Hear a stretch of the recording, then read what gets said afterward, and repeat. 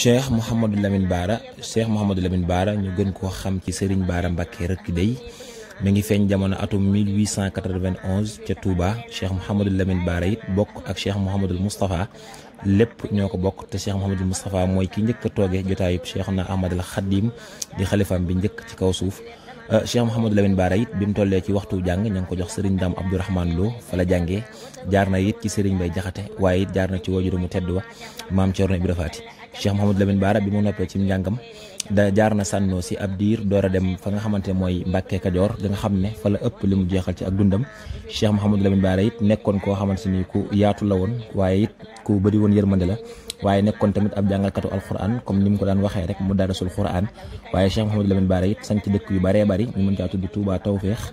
Mbàkke Njukku ak yeneen ak yeneen yi nga xamante ni dañu daan faral di liggéeyal sëriñ bi di lu fa ñoree rek ci lu mu mën a doon mu yóbbul ko ku baax ki fële ci njaareem. Cheikh Mouhamadou Lamine Bara it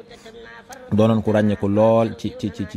mbaax doonoon ko ràññeeku lool it ci woyof ak ci bëgg doomu aadama ak yërmande. Cheikh Mouhamadou Lamine Bara moom fi jógee le 18 juin 1936 ci amoon ñeent fukki at ak juróom yàlla na ko yàlla fayal.